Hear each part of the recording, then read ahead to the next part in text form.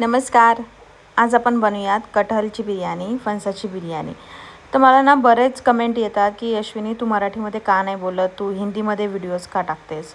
तर प्रॉब्लेम असा होतो आहे ना की आता आहे मी दुबईमध्ये आणि मला जे काही थोडेफार व्ह्यूज येत आहेत यूट्यूबच्या व्हिडिओवरती तर ते वेगवेगळ्या देशातून येत आहेत. म्हणजे फक्त UAEमधनंच नाही तर पाकिस्तान, बांगलादेश, अल्जेरिया, म्हणजे काही काही कंट्रीज अशा आहेत की ज्यांची मी नावच पहिल्यांदा ऐकते. अशा कंट्रीमधनं मला पण व्ह्यूज यायला लागलेत. आणि आता होतं आहे असं की आता भले त्यांना हिंदी कळेल की नाही मला माहिती नाही, पण मराठी तर 100% कळत नसणार. तर मग असं होतं की 1-2 वेळा मी मराठी व्हिडिओज पण पोस्ट केले, तर त्यात 100-150 फक्त व्ह्यूज आले. सो मी डिसाईड केलं की चला हिंदीच पोस्ट करूयात आणि जेव्हा एकदा चॅनल ग्रो होईल तर तेव्हा मग मी मराठीमध्येच पोस्ट करेल. तर आज ही स्पेसिफिक मराठीमध्ये करायची गरज भासली कारण की ही फणसाची बिर्याणी आपल्याकडे जास्तच आवडीने खातात आणि मी खूप चांगल्या पद्धतीने मराठीमध्येच सांगू शकते. तर आधी मी फणसाला मॅरिनेट करून घेतलेलं आहे. त्यामध्ये आपल्याला हळद, लाल तिखट, तेल, बेसन टाकायचं आहे आणि अद्रक लसूणची पेस्ट टाकून चांगलं मॅरिनेट अर्धा तासासाठी करायचं आहे. नंतर एका कढाईमध्ये तेल टाकून आपल्याला त्याला परतायचं आहे. चांगलं त्याला कडक होईपर्यंत थोडंसं परतायचं आहे, जेणेकरून तो एक थोडासा क्रिस्पीनेस येतो आणि शिजल्यानंतर जेव्हा ते मऊ होतं ते खूप छान टेस्ट येते त्याची. कांदा मी 6 कांदे घेतलेले आहेत मोठे, कारण या भाजीमध्ये ना आपण ग्रेव्ही काही बनवत नाही, त्यामुळे या बिर्याणीला तुम्हाला कांदाच भरपूर वापरावा लागतो.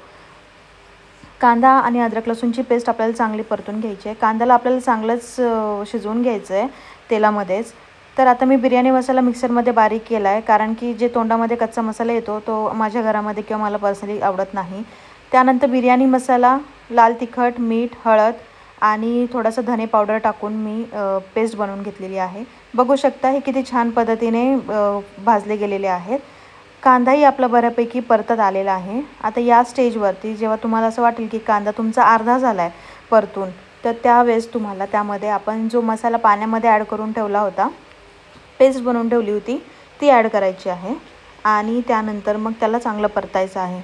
ही जी बिर्याणी आहे ही भलेही व्हेज बिर्याणी आहे, पण तुम्हाला ती खाताना असं वाटेल की तुम्ही नॉनव्हेज बिर्याणी खाता. इतकी टेस्टी लागते, एवढी भारी लागते की नॉनव्हेज खाणारेसुद्धा आहे ना विसरून जातील नॉनव्हेज खायला आणि ही व्हेजच बिर्याणी खायला सुरू करतील. आणि असं झालं तर खूप चांगलं होईल, बिचारे प्राणी मरणार नाहीत, कारण मी सुद्धा प्युअर व्हेजिटेरियन आहे. आता बघा कांदा चांगला भाजला गेला आहे. आता यामध्ये आपण ती पेस्ट मिक्स करूयात मसालेवाली आणि तिलाही चांगलं परतून घ्यायचं आहे की जेणेकरून त्यातला कच्चापणा निघून जाईल.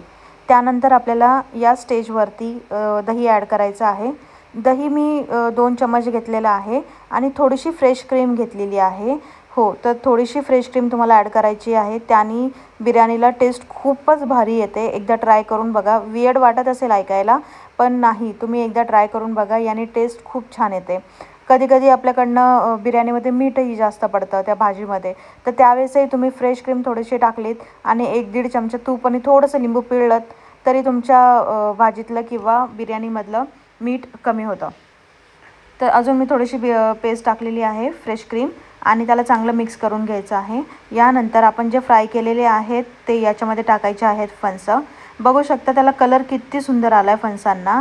इवन तुम्ही अशीच भाजी पण खाऊ शकता, म्हणजे आता हे जे बनलेली आहे ग्रेव्ही, हीच तुम्ही नॉर्मल चपातीबरोबर पण खाऊ शकता. अप्रतिम लागते, म्हणजे एक नंबरच लागते. त्यानंतर यामध्ये आपल्याला पुदिना ॲड करायचा आहे फ्रेश. तर यामध्ये ना कोथिंबीर किंवा अदर बाकीचं तुम्हाला काही टाकायची गरज नाही आहे. पुदिना फक्त टाकला तरी बास आहे. ही जी बिर्याणी आहे ना खूप कमी इन्ग्रेडियंटमध्ये खूप सिंपल पद्धतीने बनवायची आहे, पण याला टेस्ट इतकी जबरदस्त येते की तुम्ही एकदा करून बघा, मग तुम्हाला कळेल की मी का या बिर्याणीची एवढी तारीफ करते.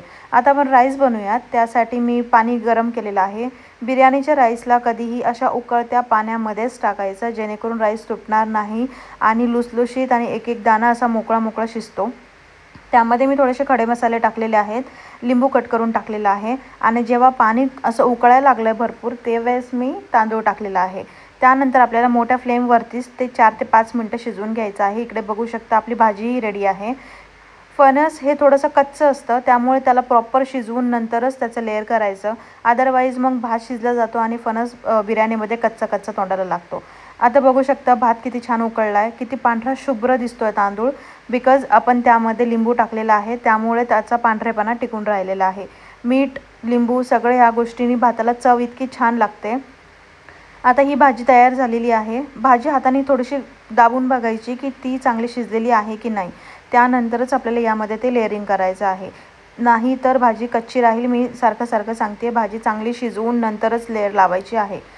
आता आपण लेअर लावण्यासाठी खाली मी कढईमध्ये तूप सोडलेलं आहे थोडंसं. हे नॉनस्टिकचं भांडं मी घेतलेलं आहे, त्याला तूप लावून मग वरती मी भाजी टाकली आणि त्यानंतर आपण आता भाताची लेअर लावणार आहोत. एक लेअरचं आपण पूर्ण मी भात टाकून देते आणि त्यानंतर वरती केशरचं दूध टाकायचं आहे, किंवा तुम्हाला फूड कलर यूज करायचा असेल तर फूड कलर यूज करू शकता. आणि जे आपलं भाताचं पाणी काढलं होतं ते भाताचं पाणी आपल्याला यामध्ये टाकायचं आहे तांदळाचं, की जेणेकरून थोडाफार जो काही कच्चापणा राहिला असेल भाजीमध्ये किंवा भातामध्ये तो शिजला जाईल. वरून आपल्याला बरिस्ताचं तेल सोडायचं आहे थोडंसं. ह्या तेलाने बिर्याणीला एक वेगळीच चव येते, म्हणजे ज्या वरच्या राईसला फ्लेवरफुल राईस लागतो ना आपल्याला, तर जबरदस्त याच्यानी टेस्ट येते. तर हे तेल नक्की टाका, विसरू नका. एक वेळेस तुम्ही तूप नाही टाकलं तरी चालेल, पण हे बरिस्ताचं तेल टाका. थोडासा बरिस्ता आणि थोडासा पुदिना वरती टाकायचा आहे. आणि आता मी फॉईल पेपरने त्याला पॅक करून दम लावण्यासाठी ठेवते आहे. तर हे केल्यानंतर आपल्याला झाकण ठेवून कमीत कमी अर्ध्या तासासाठी किंवा 20 मिनटं तर मिनिमम तुम्हाला दमला ठेवायची आहे बिर्याणी, एकदम बारीक फ्लेमवरती. खाली तुम्ही तवा ठेवून सुद्धा ठेवू शकता. बघू शकता बिर्याणी किती सुंदर झालेली आहे. एक एक शीत त्याचा असा वेगवेगळा झालेला आहे आणि टेस्टला तर विचारू नका, इतकी जबरदस्त लागते. अरे एकदा तुम्ही करून तर बघा. नाही या बिर्याणीच्या प्रेमात पडलात ना, तर माझं नाव चेंज करा. परत आयुष्यात तुम्ही नॉनव्हेज बिर्याणी खाणार नाही, किंवा तुम्हाला वाटणार सुद्धा नाही की नॉनव्हेज बिर्याणी खावी. थँक्यू.